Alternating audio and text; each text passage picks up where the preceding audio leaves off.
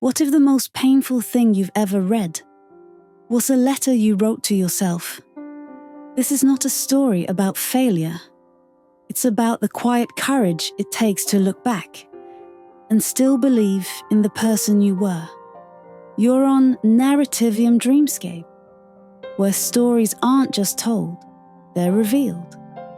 And tonight, we sit by a window in a quiet apartment, snow falling outside, holding a letter sealed 10 winters ago, addressed to the self we've almost forgotten. If you've ever felt you've broken a promise to your younger self, this is for you. Let's begin with Elliot, standing in the silence of a new year, holding an envelope that says, "Open only when you've lost your way." If you're here for slow, thoughtful storytelling, subscribe. A like or share helps others find this space too. Thank you for being here.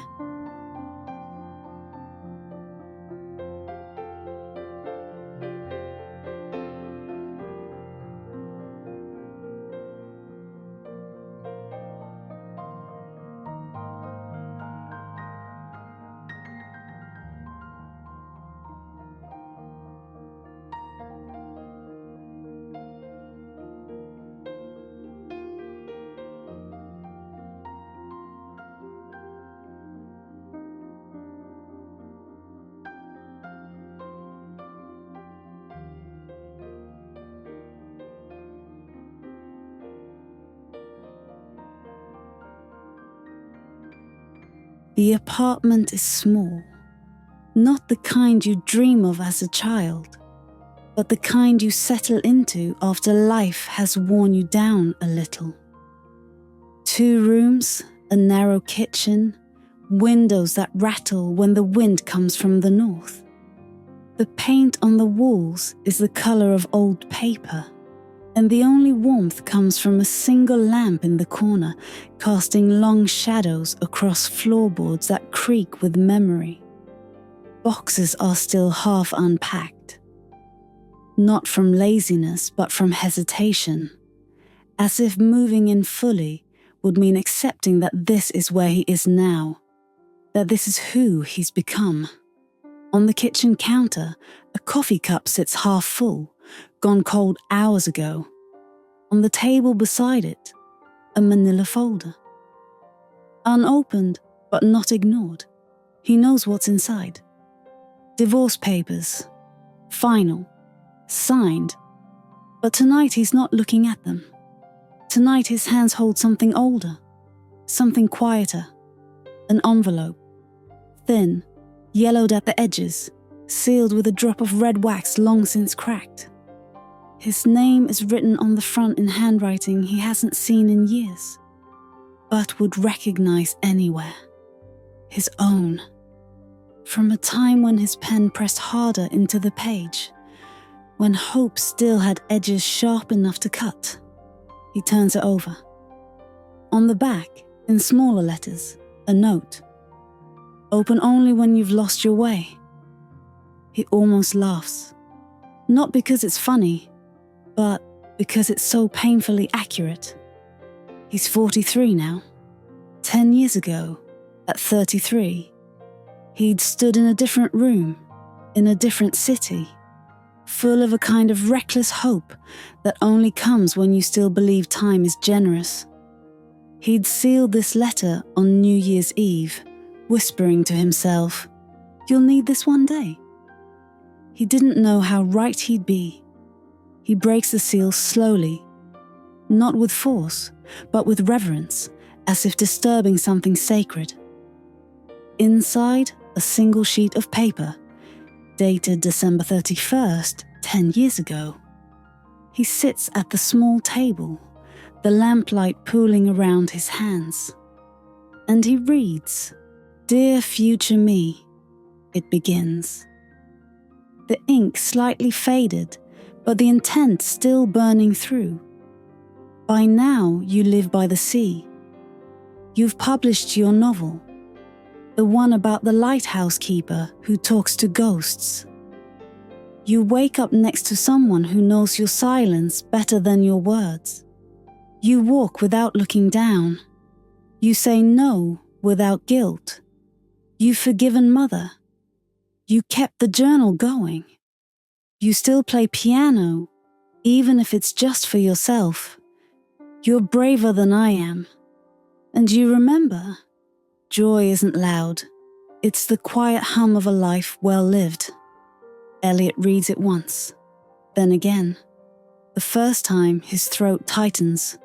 Shame rises like heat behind his eyes. I didn't do any of it, he thinks. Not one thing. The sea. He lives 10 blocks from a subway station. The novel? Draft 1, page 27. Buried in a drawer. The partner? Gone. The piano? Sold during the first hard winter. Forgiveness? His mother's voice still echoes in his bones. Sharp, disappointed, loving, in her own fractured way. He never called after the last fight. Never said he was sorry. Never said he missed her. He folds the letter, his fingers trembling slightly. For a moment, he considers throwing it into the trash, or burning it. Anything to silence that eager, hopeful voice from the past. But then he stops. Because it's not anger he feels. It's grief. Not for the life he didn't have, but for the person who believed so fiercely that he could. That younger Elliot, 33, eyes bright from too much coffee and too little sleep, didn't just list dreams. He listed values. Connection, courage, creativity, peace, reconciliation. He wasn't asking for fame. He was asking to still be himself.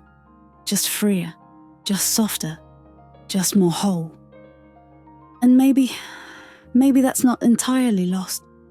Outside, the snow falls heavier now, muffling the city into silence. No fireworks, no laughter from the street. Just the soft hush of winter covering everything, even mistakes. Elliot stands, walks to the small desk in the corner, the one he hasn't used in months. He opens the top drawer. Inside, an old notebook, a pen with dried ink, a postcard from a place he never visited.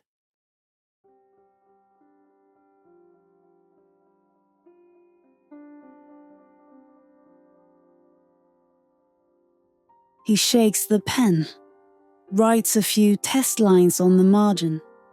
The ink flows.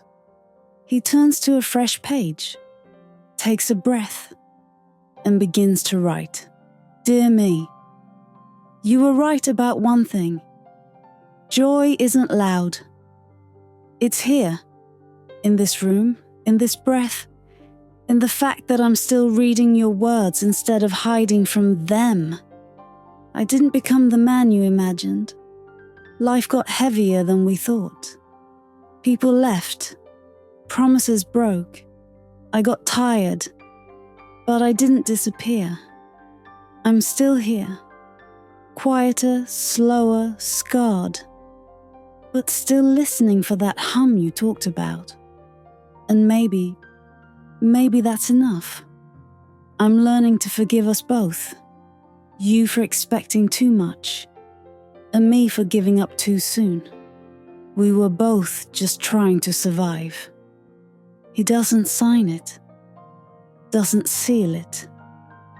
He simply places it beside the old letter on the windowsill, where the first light of the new year will find them both. The clock ticks toward midnight. Somewhere a distant bell begins to chime. Elliot doesn't make a resolution. He doesn't swear to change. He just stands there, hand resting on the cold glass, and lets the past sit with him. Not as a ghost, not as a judge, but as a friend who once believed in him, and in some quiet way, still does.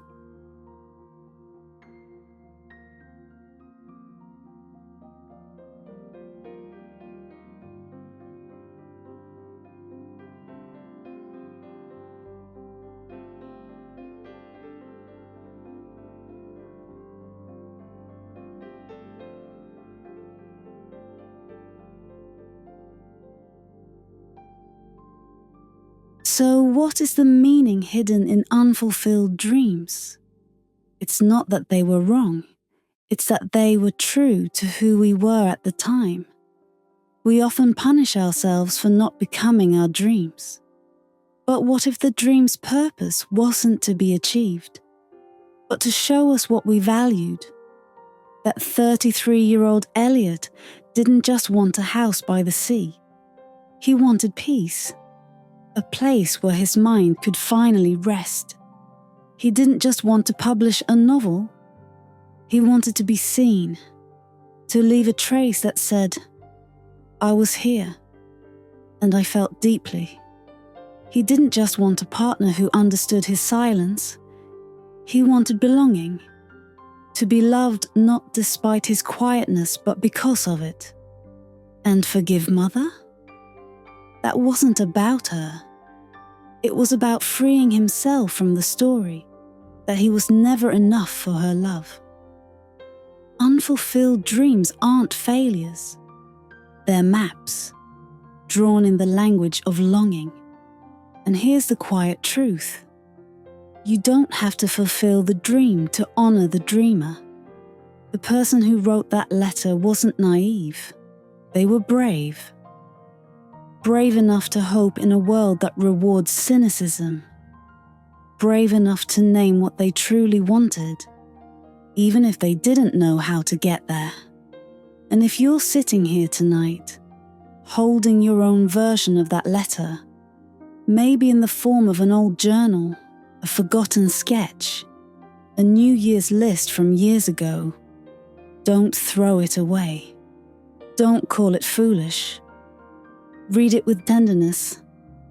Ask yourself, what was I trying to protect in that moment? What part of myself was I trying to save?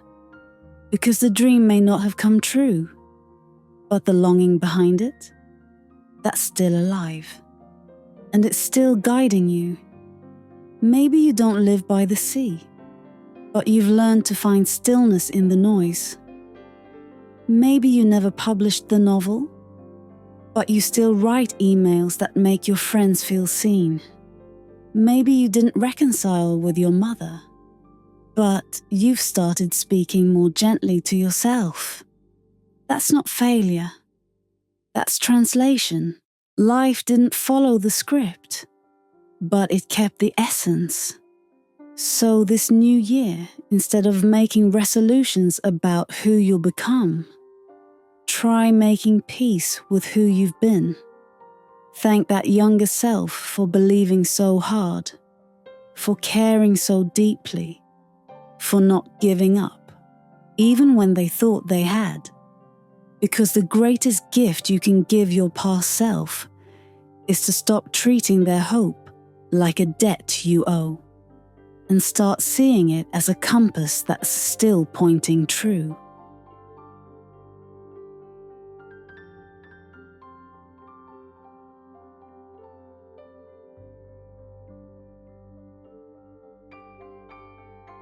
So, as this new year begins, not with fireworks, but with snow, silence, and the quiet courage to keep going, I want to say this to you. However far you feel from the person you hope to be, you are still here. And that matters. Maybe your dreams changed shape. Maybe your path got harder. Maybe you're reading this alone, in a quiet room, wondering if you're on track. But here's what I know. You don't have to arrive to be worthy. You're already enough. Not because you achieved everything, but because you kept showing up, even when it hurt. So tonight, if you can, do one small thing. Light a candle, pour a cup of tea, or simply sit for a moment in the stillness and thank yourself, not for being perfect, but for being present. And if you're willing, ask yourself this: what is one small way I can honor the hope I once carried? Not by chasing the past, but by living its truth today. However you answer, or even if you don't have an answer yet, know this: you are not behind. You are becoming. Happy New Year. May your year be gentle. May your heart find its hum. And may you always remember, the light of your unfulfilled dreams is still your light. Thank you for being here, in this quiet space, where stories breathe and souls are seen. If this resonated with you, a like or a share helps others find this haven too. And if you'd like more stories like this, subscribe. I'll be here, telling quiet truths, one winter night at a time. Until next time, take care of you.